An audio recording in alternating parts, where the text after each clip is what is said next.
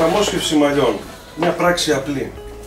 Προτιμούμε να την εφαρμόζουμε σε χώρο ειδικά διαμορφωμένο κλινικής για να έχουμε την απόλυτη κάλυψη ασφαλείας του πελάτη μας. Ο κύριος που βρίσκεται στο τραπέζι του πόνου, μέσα εισαγωγικά βέβαια πάνω πόνο, θα υποβληθεί σήμερα στη δεύτερη μεταμόσχευση. Η πρώτη μεταμόσχευση έγινε πριν από έναν ακριβώς χρόνο σε ένα σχεδόν άδειο κεφάλι και το αποτέλεσμα το οποίο βλέπετε είναι αυτό εδώ. Είναι φυσικό, χτενίζεται εύκολα, παίρνει την πορεία που θέλουμε και όπως βλέπετε η πυκνότητα πλησιάζει σχεδόν στο φυσιολογικό. Τα μαλλιά αυτά κουρεύονται, λούζονται, χτενίζονται, βάφονται, άφοβα, δεν δημιουργείται κανένα πρόβλημα. Σήμερα θα υποβληθεί στο δεύτερο στάδιο που συνίσταται στην κάλυψη της περιοχής πίσω από την πρώτη μεταμόσχευση. Θα καλύψουμε δηλαδή το κομμάτι που φαίνεται εδώ. Στην πρώτη μεταμόσχευση μάλλον δαπανήθηκαν 1800 τριχοθυλάκια, τα οποία πάρθηκαν με τοπική αναισθησία πάντα από την πίσω πλευρά του κεφαλιού που είναι η ζώνη μόνιμης τριχοφυΐας. Όπως θα δείτε, από την πρώτη μεταμόσχευση δεν έχει εγκαταλειφθεί σχεδόν καμία ουλή. Το ίδιο ευελπιστούμε να γίνει και σήμερα. Επέμβαση γίνεται πάντοτε, τονίζω, με τοπική αναισθησία.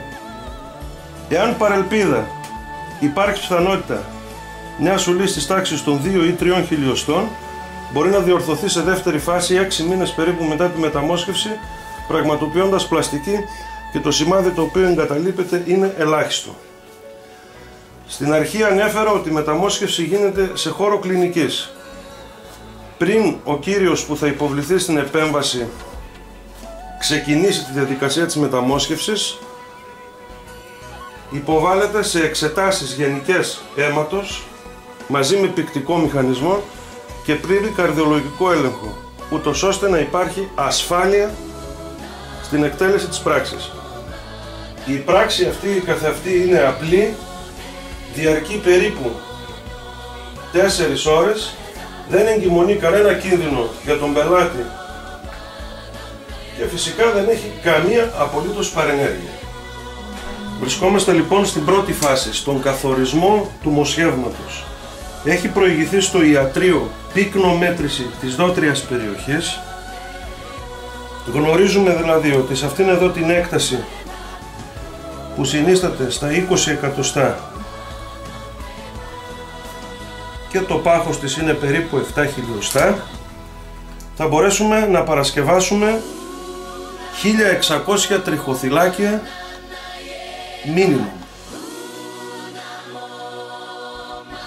Η τοπική αναισθησία που προτιμάται στις περιπτώσεις μεταμόσχευσης μαλλιών γίνεται με σύριγγα ινσουλίνης και με την μικρότερη δυνατή βελόνα. Εσείς κύριε που έχετε υποστεί αυτή τη στιγμή την τοπική αναισθησία, πονέσατε καθόλου? Σχεδόν καθόλου.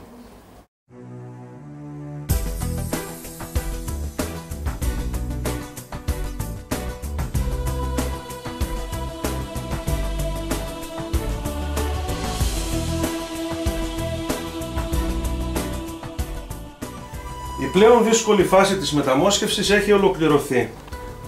Το μόσχευμα έχει ήδη ληφθεί και αυτό που μένει στην περιοχή της λήψης του μοσχεύματος είναι μια λεπτή γραμμή με ένα ράμα, το οποίο αφαιρείται στις 10 μέρες. Όταν δεν πέσουν τα μαλλιά πάνω από το ράμα, ίχνος παρέμβασης δεν παρατηρείται. Σε αυτή τη φάση λοιπόν γίνεται η επεξεργασία του μοσχεύματος από την ομάδα εξειδικευμένων νοσηλευτριών. Διαχωρίζονται σε λεπτές φέτες, πάντοτε με τη βοήθεια μεγεθυντικού φακού.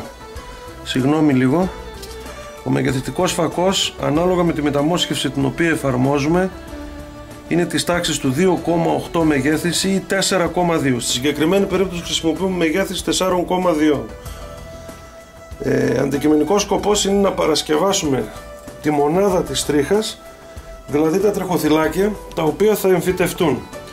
Τα τριχοθυλάκια που παρασκευάζονται είναι αυτά που βλέπετε στην εικόνα.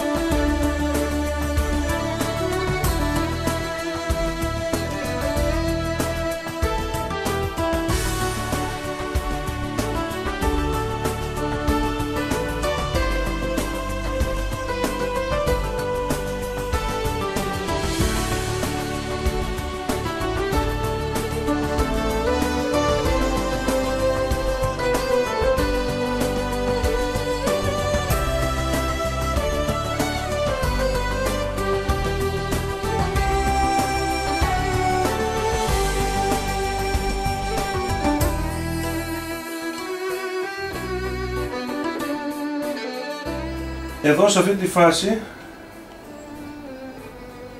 δημιουργούνται οι υποδοχές, πάντα με λεπτές βελόνες. Τώρα καθορίζεται η πυκνότητα της μεταμόσχευσης, η φορά των τριχών, δηλαδή η καλή ποιότητα της μεταμόσχευσης. Μετά από αυτή τη φάση και αφού ολοκληρωθεί το μέτρημα των τριχοθυλακίων, οι εξειδικευμένες νοσηλεύτριες με πολύ ψηλές λαβίδες θα έρθουν και θα εφαρμόσουν τα τριχοθυλάκια στις υποδοχές που δημιουργούμε τώρα. Και αυτή η φάση γίνεται πάντα με τη βοήθεια μεγεθυντικών φακών της τάξης του 4,2 μεγεθύσεως. Ήδη ξεκινήσαμε την τελική φάση της μεταμοσχεύσεως. Το εξειδικευμένο προσωπικό στις ήδη εφαρμοστήσεις υποδοχές τοποθετεί τα τριχοθυλάκια. Ο πελάτης, όπως είναι φανερό, είναι ήρεμος, χωρίς πόνο και παρακολουθεί τηλεόραση σε αυτή τη φάση. Αργότερα, όταν θα είναι καθιστός για να γίνουν οι υποδοχές και πιο πίσω, μπορεί να διαβάσει περιοδικό ή και εφημερίδα. Αγαπητέ κύριε, πονάτε καθόλου στην διαδικασία αυτή? Όχι καθόλου. Σαν πρώτη εμπειρία που είχατε με την πρώτη μεταμόσχευση, θα συστήνατε τη μεταμόσχευση σε άλλους ανθρώπους που θέλουν να υποβληθούν? Ανεπιφύλακτα.